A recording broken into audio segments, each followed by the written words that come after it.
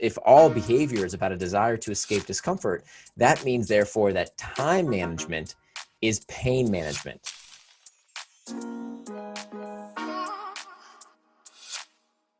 You do not control your feelings. Many people don't understand this. You are not responsible for your urges. You are only responsible for how you respond to those urges, hence the term responsibility. So if you think about it, it's like asking someone to control the urge to sneeze. You cannot control the urge. You already have the urge. What you can do is what you decide to do with that urge. Are you going to sneeze all over everyone and get them sick, or do you take out a tissue and cover your face?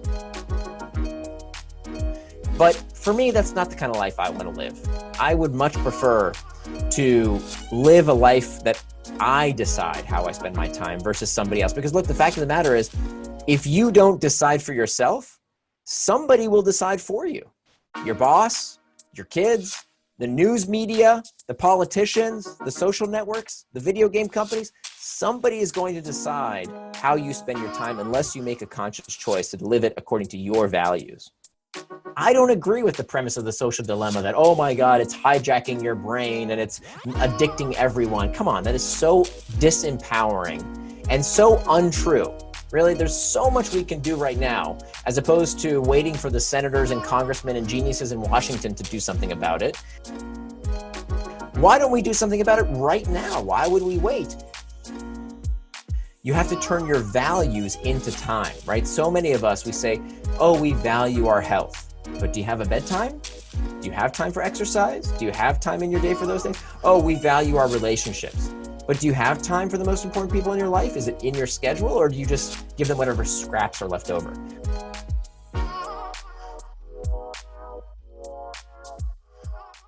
Hey everybody, what's good? Welcome back to the Next Move podcast. And if this is your first time on the show, we're a podcast that shares strategies, stories, and tools of people who are making an impact in their field. And today I have Nir Eyal with me. And if you've been living under a rock and don't know who he is, he's the author of Hooked, which is a book on how to build habit-forming products. And this book lies on the shelves of some of the major tech companies on the planet, and as well as mine, but I doubt that's something that Nir tells his friends about. And he's also more recently the author of Indistractable, which is kind of the antidote to Hooked, and is a book on how to control your attention and choose your life. And the reason why I love Nir as an author is because his books are so incredibly and uniquely action-packed. Virtually on every single page of his books, there's something that you can control, copy, paste into your life and start implementing from them.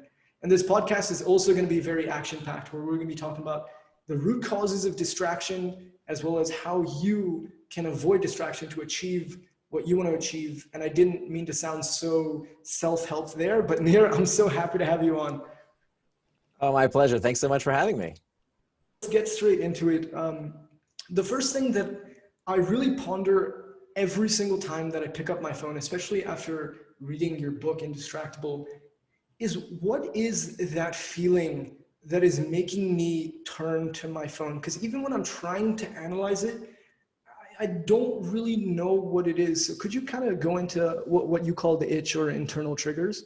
It's a bad feeling is what it is. It's what we call an internal trigger, is an uncomfortable emotional state that most distraction, we tend to blame the external triggers, the pings, the dings, the rings, the things outside of us. But what we know is that most distraction does not originate outside of us, but rather most distraction begins from within.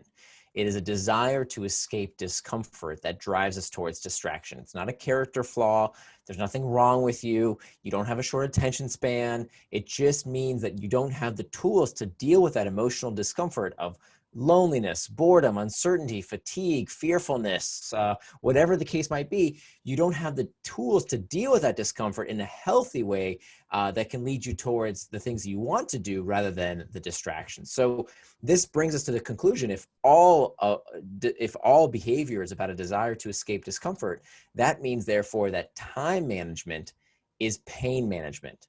That we have to recognize this fact that the reason we are looking for distraction, the reason we try and escape from whatever it is we're doing is always about this desire to escape discomfort. So time management is pain management. It doesn't matter what guru's techniques you're using, what productivity book you read. If you don't know how to deal with that discomfort, whether it's too much news, too much food, too much booze, too much football, too much Facebook, it doesn't matter. Something is going to take you off track unless you know how to deal with emotional discomfort.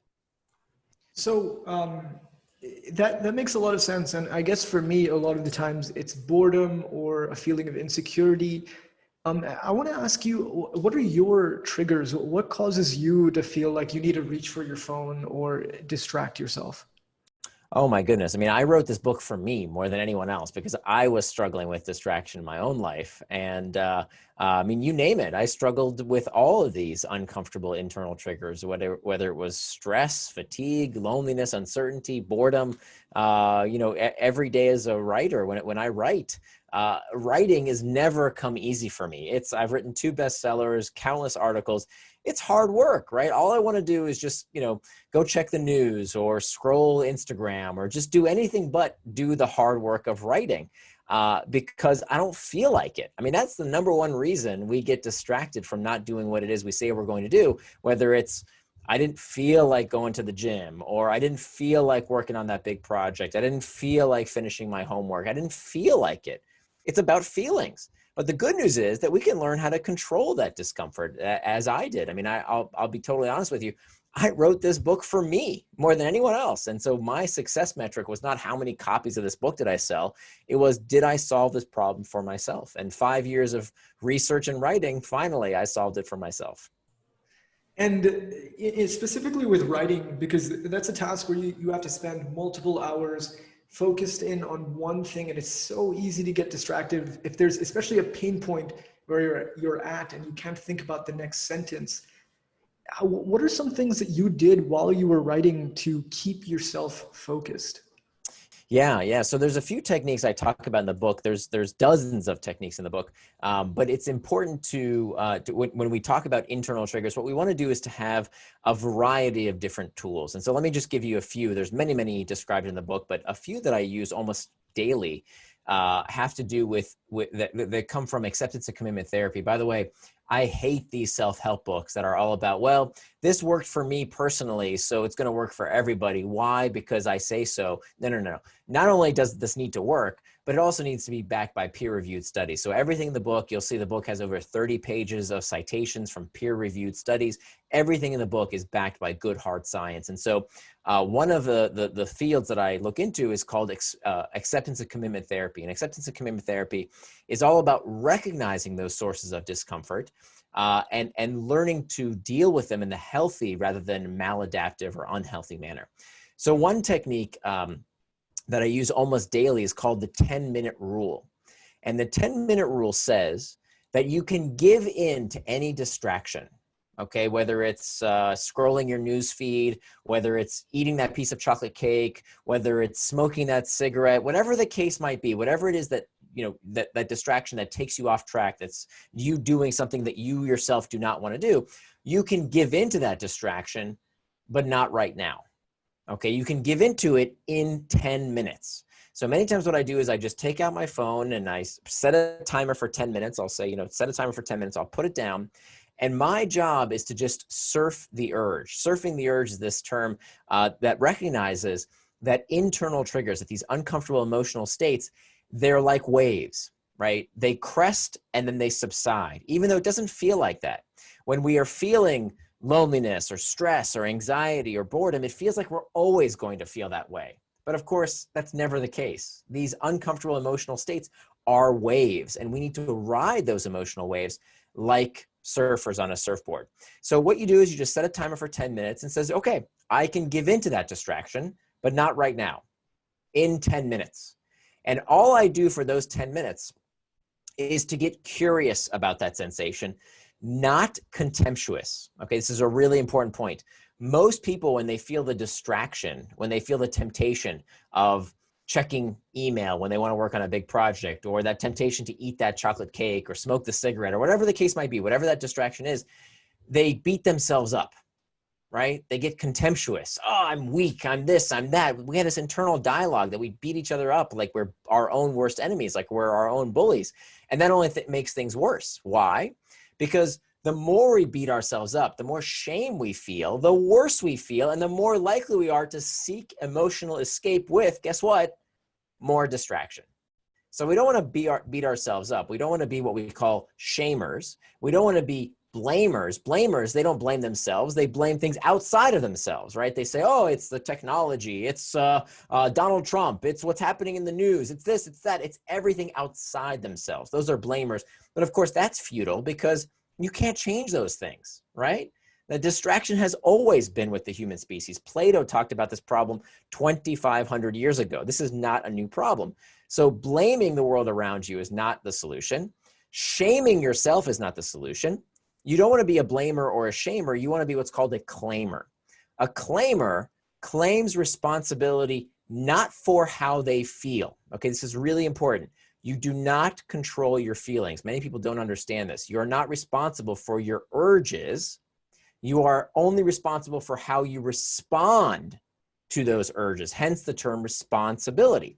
So if you think about it, it's like asking someone to control the urge to sneeze. You cannot control the urge. You already have the urge. What you can do is what you decide to do with that urge. Are you going to sneeze all over everyone and get them sick, or do you take out a tissue and cover your face, right? That's the responsible thing to do. It's about how you respond to those urges. So you may feel stressed, anxious, lonely, bored, fatigued. Of course you will. And you can't try and fight that urge. What you can do is to decide how you will respond to that urge by claiming responsibility for it. Now, one thought is to say, well, just abstain, okay? Go on a digital detox, right? Just stop doing that thing. And that doesn't work. And the reason it tends not to work, the reason strict abstinence doesn't work, it's almost like when you pull on a rubber band, okay? If you tell yourself, don't do something, right? You pull on it, you pull on the rubber band, pull. Eventually you can't pull anymore. What happens when you release it? It doesn't just stop where you pulled it from. No, it ricochets across the room. This is actually what modern science is discovering makes cigarettes so addictive. It's actually not the nicotine, okay? What it actually is this cycle of ruminating around, no, don't smoke, okay, fine, I'll do it. And when you give in to that temptation, it feels good to not have the temptation anymore. It's not the nicotine itself. The nicotine itself, turns out, the nicotine withdrawals go out of the body in about 3 hours. You metabolize nicotine in about 3 hours. So every smoker, every night, they experience withdrawal, right? What really makes cigarettes so addictive, as any other addiction as well, is this rumination around how you can't have something. And that rumination makes you want it more. So as opposed to telling yourself no, tell yourself not yet. Not yet. I can give in to that temptation. I can allow myself to get distracted, but not right now, in 10 minutes, right? Anybody can hold off on checking Facebook for just 10 minutes. And what you'll find is that over time, you begin to build that muscle. You begin to get better and better at this skill. And you say, wait a minute, I did it for 10 minutes. You know, let me try 12 minutes, 15 minutes, 30 minutes. Problem solved. And that's kind of one of the biggest takeaways that I took from the book. But what I found was that those 10 minutes feel so long, especially when you're on a Netflix episode and it's saying, 3, 2, 1 onto the next episode. And you feel, okay, if I click pause, those 10 minutes are a little rough. And wait, I got to stop you right there. Too late. You've already lost. Okay. So yeah. if there's one mantra that summarizes the book Indistractable, it's that the antidote to impulsiveness is forethought. Let me say that again. The antidote to impulsiveness is forethought. That the human animal can do something that no other animal on the face of the earth can do. One of the things that makes us so special as a species is that we can see into the future with greater fidelity than any other animal, right? We can predict what is going to happen.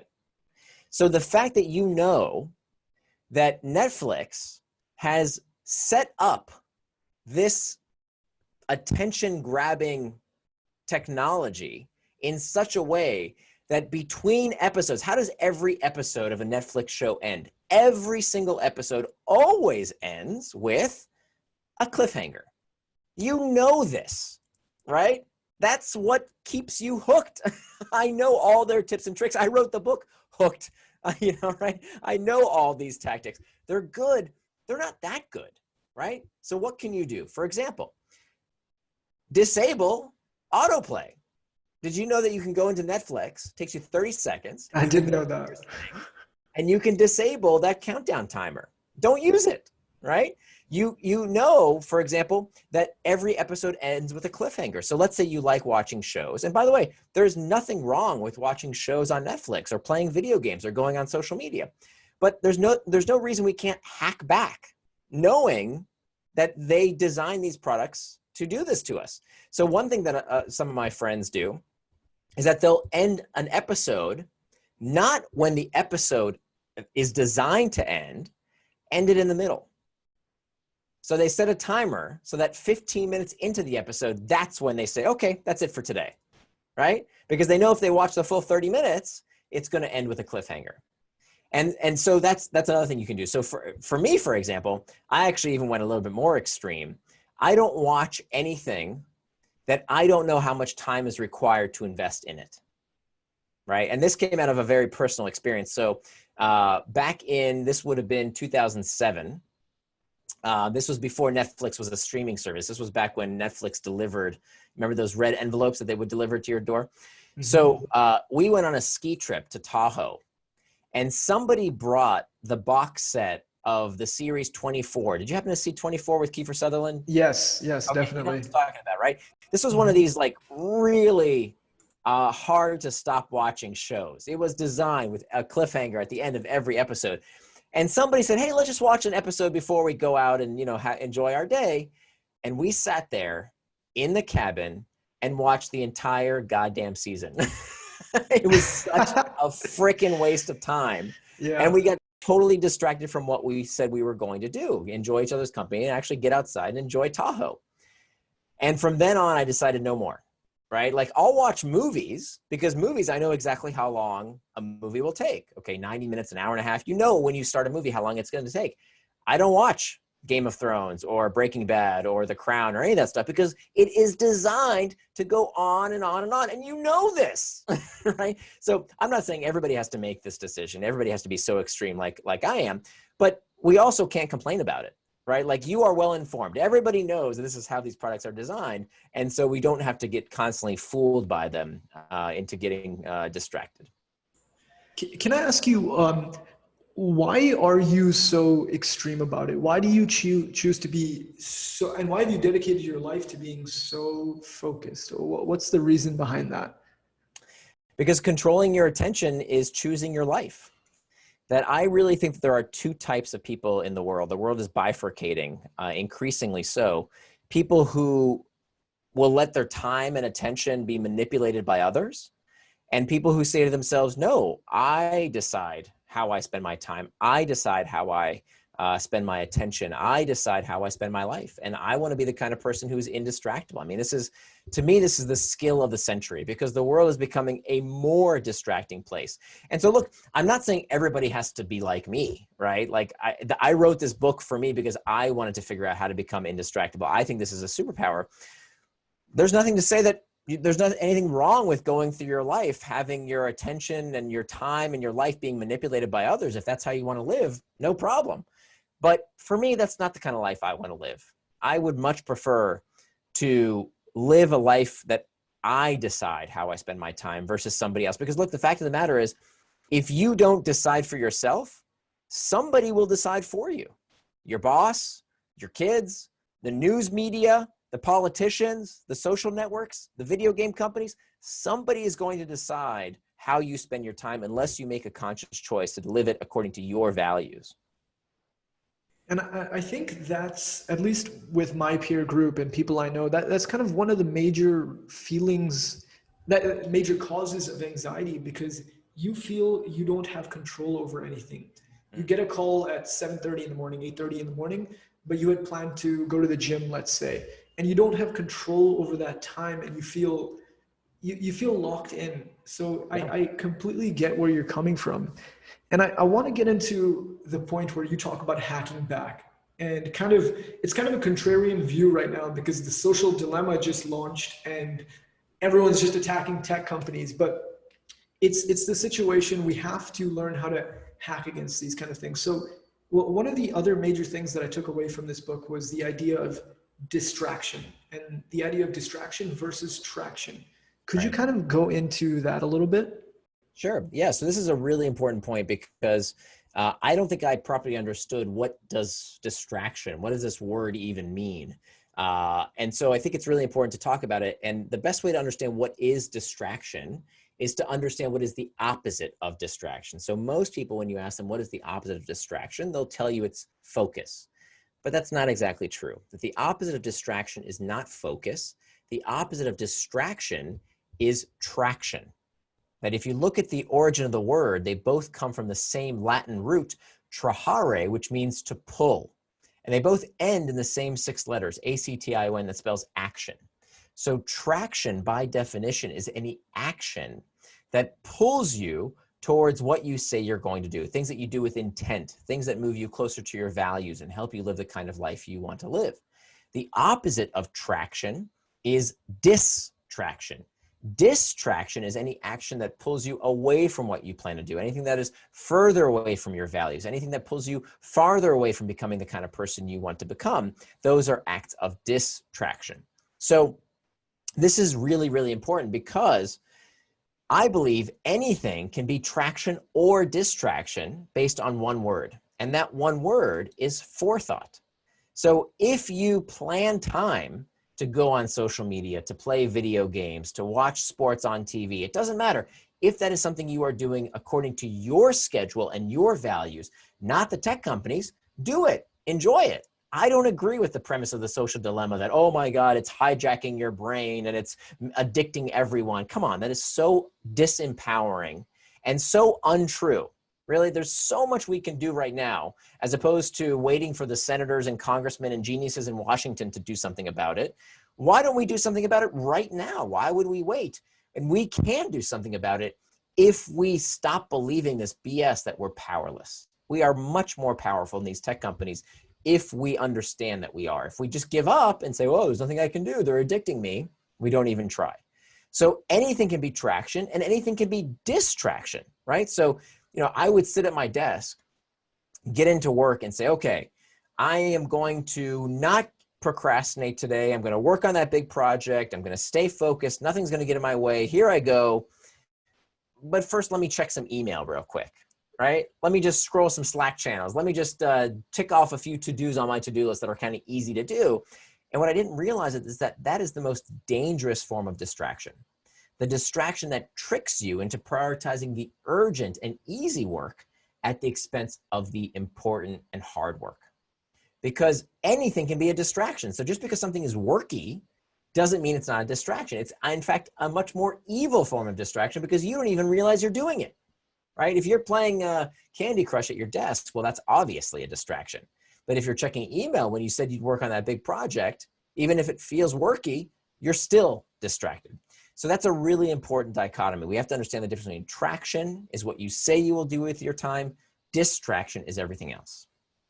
And I love the idea of forethought and planning out your schedule so you know what you're doing with your time. But see, what happens with me, and I know it happens with a lot of my friends, is that you say tomorrow at 7 a.m. I'm going to the gym, or tomorrow at 3 p.m. I'm having this meeting. But it gets to that time and you're like, I just do not feel like it at all. Right. Yeah. Well, does that happen to you? And Well, in those it's like situations, what do you you've do? read my autobiography here. I mean, that would happen to me all the time. But listen to what you just said. I just don't feel like it. What are we doing blaming technology? It's not the technology. We want to blame the technology, right? Because now there's a pusher, there's a dealer, right? If I call myself addicted, I don't have to do anything about it. But you just said for yourself, it's not Mark Zuckerberg that kept you from going to the gym. It's that you don't feel like it. Once we understand that the problem is our inability to deal with discomfort. It was that uncomfortable discomfort, the feeling of I don't want to go to the gym. I don't want to do my work, right? That's what we have to realize. It's just a feeling. And there are all kinds of tactics that we can use to master those internal triggers. It's incredibly important. That is the very first step. So look, none of these strategies work in isolation. You have to do all four. Starting with the most important is mastering the internal triggers, right? So that when you don't feel like it, you have tools at your disposal so that you know what to do with that discomfort. That's the first step. The second step is to make time for traction. So is it in your calendar? I am going to the gym at 9 a.m. Is that in your calendar? You have to turn your values into time, right? So many of us, we say, oh, we value our health, but do you have a bedtime? Do you have time for exercise? Do you have time in your day for those things? Oh, we value our relationships, but do you have time for the most important people in your life? Is it in your schedule, or do you just give them whatever scraps are left over? We say, oh, my work is very important to me. I know I have to work hard to excel at my career, but do you have time to think at work, or are you just reacting all day long? So we have to make time for those things to live out our values. And then the next step, the step number 3, is to hack back the external triggers. So this is where we get down to the nitty gritty of how do we change our technology? How do we hack it back? You know, we, in the social dilemma, in, you know, these tech critics will say, oh, you know, these tech companies are hacking our brains. They're hacking our attention. Okay, but who says we can't hack back, right? What's Mark Zuckerberg going to do if you turn off those goddamn notification settings? Nothing, right? It's like that scene. You remember that scene in Indiana Jones where Indiana Jones goes to the bazaar and there's that guy dressed in all black and he's got those 2 big swords and he's like, he's like throwing them in the air. It's very intimidating. It's very scary. And then what does Indiana Jones do?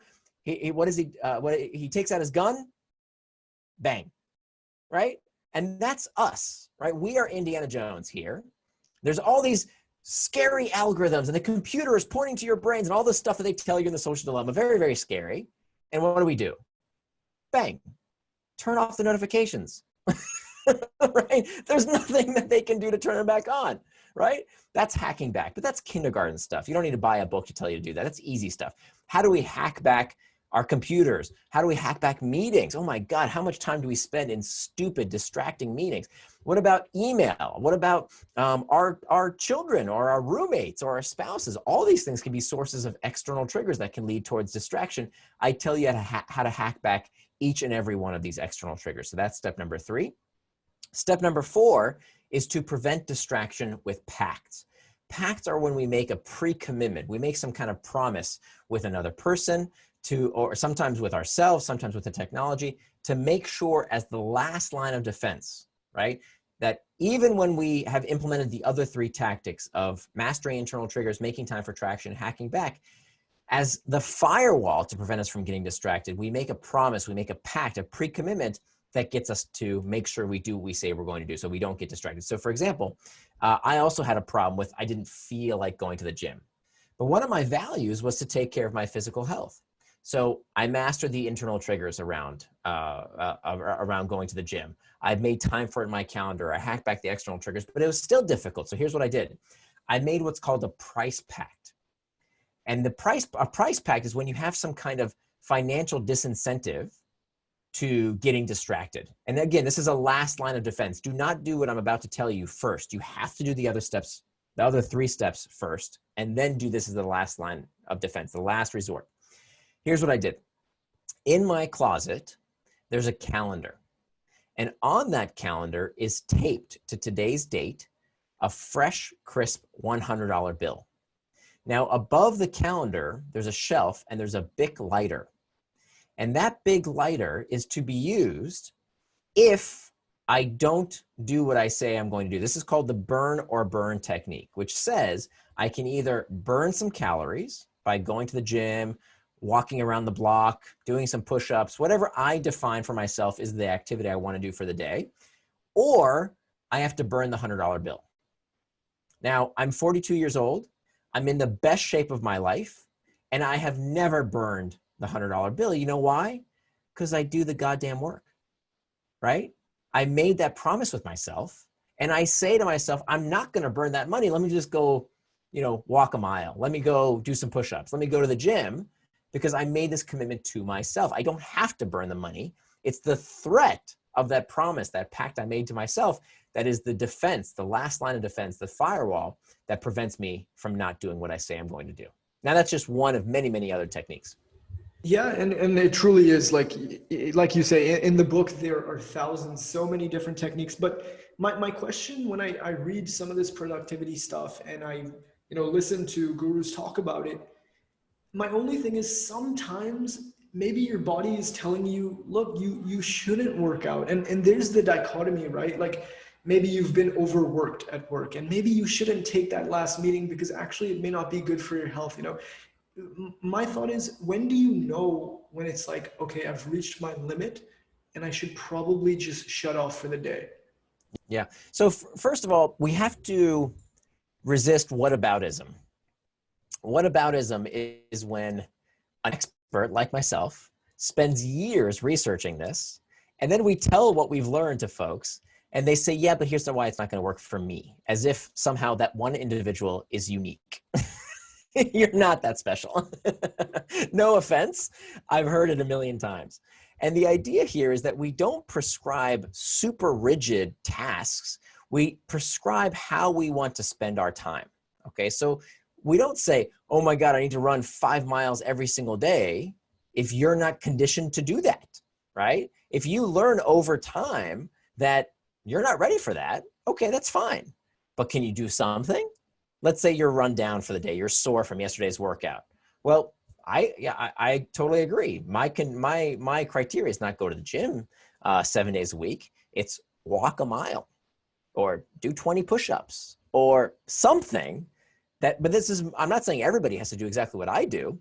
What I'm saying is to learn over time, right? This isn't something that gets you to perfection. Let's go back to the definition of what does it mean to be indistractable. Being indistractable does not mean you never get distracted. That's impossible. It means you're the kind of person who strives to do what they say they're going to do. So the difference between a distractible person and an indistractable person is that an indistractable person understands why they got distracted and they make sure it doesn't happen again. So Paulo Coelho had a wonderful quote. He said, a mistake repeated more than once is a decision. A mistake repeated more than once is a decision. Okay, you know what, Armin? You didn't work out today and you said you would. All right, no problem. It happened once.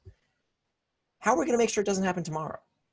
A distractible person says, oh, you see, this book doesn't work. An indistractable person says, all right, why did I get distracted?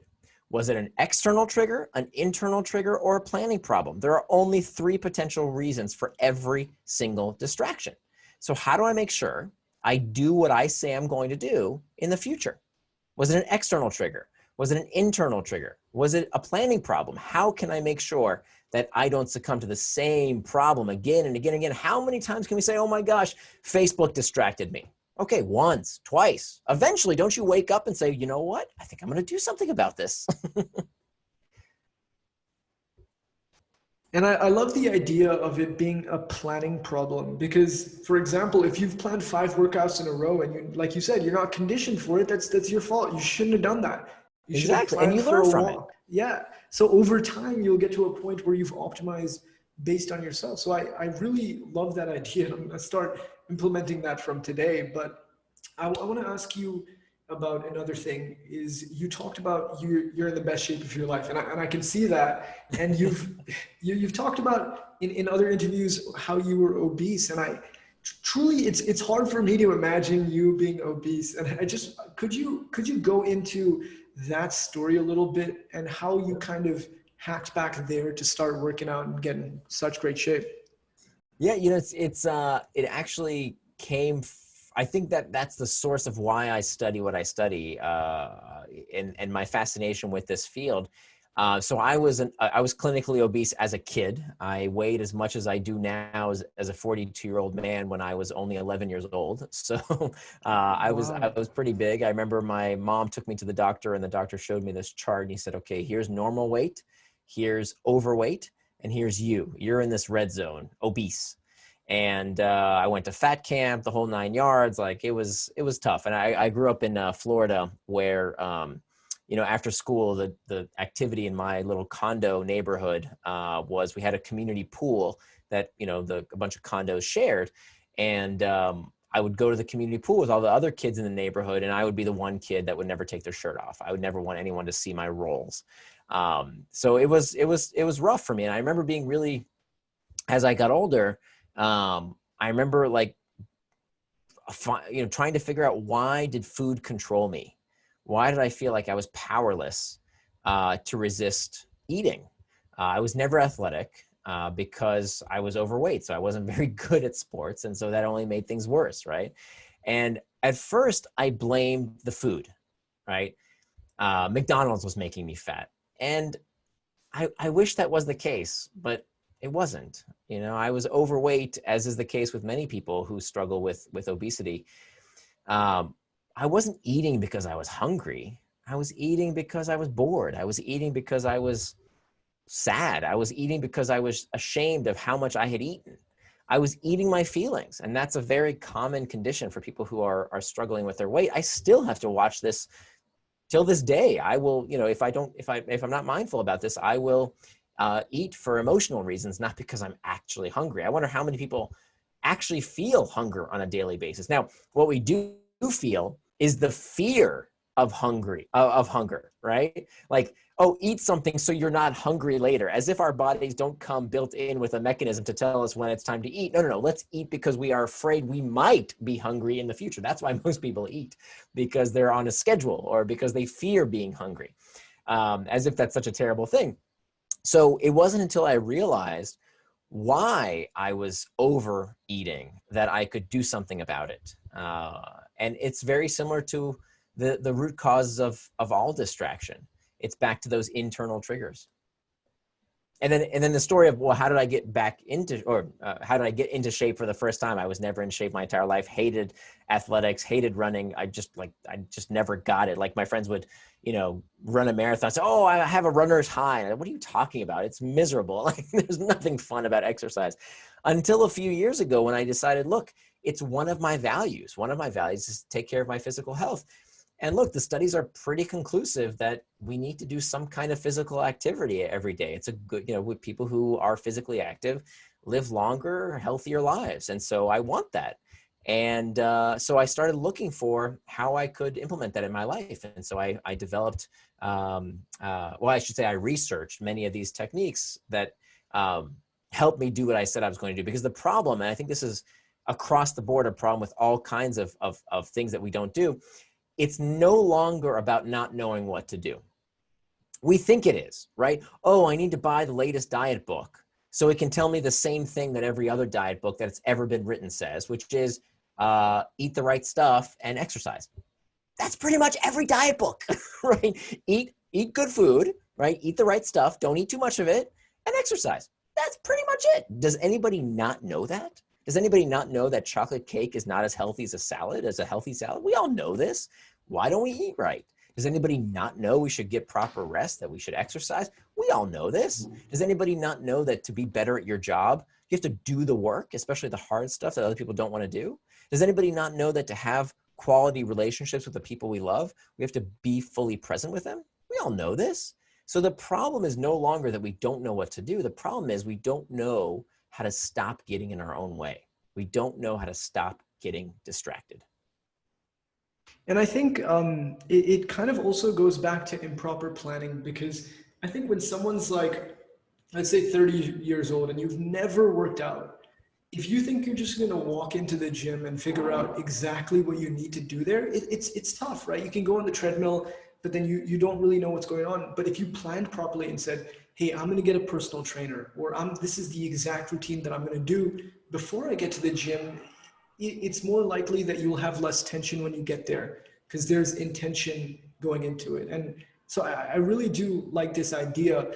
But I want to ask you, let's say you're losing the weight, and this doesn't necessarily have to be a personal story, but let's say you do eat that chocolate cake. What's the self-talk you can say to yourself, in that moment? Should you be harsh, or should you be like, look, it's okay, tomorrow we'll do a little bit better? Yeah, the best the best technique is to talk to yourself the way you would talk to a good friend, right? So a good friend wouldn't tell you, oh, you're such a loser, you have no self-control, you have no willpower. A good friend wouldn't tell you that, I got to right? find new friends. Well, you wouldn't be their friend for long if they talked to you Mhm. like that. Um, but a lot of us beat ourselves up. That's what I used to do. And so what we want to do is to cultivate self-compassion. We know that people who are more self-compassionate are much more likely to achieve their long-term goals. And so if we follow this rule of how would we talk to a good friend who is going through this challenge, and then most importantly, do something today to prevent it from happening tomorrow. Okay, it happened. Oops, we all make mistakes. But again, a mistake repeated more than once is a decision. So you ate the chocolate cake. How do you make sure that you live out your intentions, which by the way, don't need to include, ooh, chocolate cake is always bad. There's nothing wrong with saying, I want to eat the chocolate cake as long as you do it with forethought. Don't do it in the moment when you can't control your urges. Plan ahead. You know, if you wait till the last minute, you're going to lose. If the chocolate cake is on the fork on its way to your mouth, you're going to eat it. If the cigarette is lit in your hand, you're going to smoke it. If the Netflix countdown timer is already running, you're going to watch the next show. If you sleep next to your cell phone every night, of course, it's the first thing you're going to reach for in the morning. So what can you do today to prevent the same distractions from happening tomorrow? That's so good. And I heard you talk about in an interview once about the idea of progressive extremism, where you start small and then you keep going to where you say, I don't eat meat, or I don't eat cake, or I don't do this. And that kind of becomes your identity. So that's another huge takeaway from you. And I want to get into some quick fire questions. And Sure. when we were emailing back and forth, this was a question that was burning in my mind because Yeah. I would see an email at about 4 p.m. my time, which is around 4 a.m. your time. And I was thinking, when does this dude sleep? What are Oh, your kind of, I use a program that sends okay. later. So I use a program called Oh, Superhuman, and it's an email app that you can essentially make it so that things deliver later on. This is a technique I talk about in the book, where the idea is you want to stop the ping pong email game. So the ping pong email game is I send, you send, I send, you send, I send, you send. And instead, what you want to do is to slow it down, because the more emails you send, the more emails you will receive. So many times what I'll do is say, send this email 2 days from now. So it's out of my inbox. I don't have to see it anymore, but then it's held until the time I say to send it. wow. Okay. That makes, that makes a lot of sense. And I just saw something on your hand. Is that an Aura ring? Did you use an Aura Yeah. ring? Yeah. What do you think about it? I've been thinking about getting it. A lot of people have been telling me about it. Is it useful for you? It's okay. It has diminishing returns over time, that once you learn uh, kind of what it does. So I buy I'm sent like every fitness device and every behavior change app the makers try and get me to check out. And most of them I don't use, to be honest. The only stuff I wear is the Oura Ring and the Apple Watch. I used to wear the Nokia watch, which was really good too, but the new version of the Apple Watch I think is really stepped up the game. So I got that one. The Oura Ring is here's what I like about the Oura Ring. We know that sleep. It's mostly a sleep tracking device, but the Apple Watch does sleep tracking too. But it has a finer level of detail than the Apple Watch does. But it also does some things the Apple Watch can't do. So for example, it monitors your temperature. So that tells you, if for example, these days with COVID, that's one of the warning signs that you're, getting COVID, is if your temperature goes up and your respiratory rate changes. So there are some things, some other benefits. I will say that the Apple Watch has caught up since I got the Oura Ring. I'll be totally honest with you. I'm not sure I would get one today. I would probably just get the Apple Watch. Thank you. I think you've saved me a lot of money. And sorry, there are more very random questions, but another random thought that came into my head was, why do you make your books so yellow? Oh, because yellow is the most attention capturing color. When you look at caution signs on the street signs, the yellow ones are the caution signs, the really important, construction work ahead. Those are yellow. Nice. And the final, very random quick-fire question is, do you drink coffee? And if so, how many cups of coffee do you have a day? Oh, I love coffee. I probably have 4 cups of coffee at least a day, but they're all decaf. Nice. Well, that's not true. Sometimes I do have, if I do have caffeinated coffee, I won't have more than one, and I won't have it after 4 p.m. But most of the coffee I drink, when I make it at home, I always drink decaf at home because I can't taste the difference. So why have the caffeine? Yes, and why not have the placebo? Because when I have decaf coffee, it still hypes me up somehow. Yeah, placebos are real, man. Placebos work wonders. Definitely. Nir, I just want to ask one final thing. Where Yeah. can people find out more about you? Sure. So my website is nirandfar.com. Nir spelled like my first name. So that's N-I-R and far.com. And there's an 80-page workbook. If you go to nirandfar.com, whether you buy the book Indistractable or not, there's an 80-page workbook that can help you on your journey to becoming indistractable. It's there free.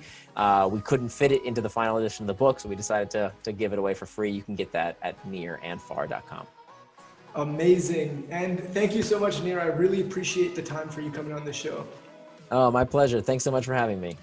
Amazing. And thank you to everybody for tuning into this podcast. If you have any questions, make sure to leave them in the comments section below, and I'll send them over to Nir. And if he has the time, we'll get back to you. See you guys in the next one. Wow, thank you so much for watching the entire episode. 50, 60, 70 minutes. That's pretty impressive. And if you want to watch more of that, you can click here, or if you'd like to subscribe to be notified each time that I release an episode, click here. That'd be really cool of you. Thank you, and see you guys in the next one.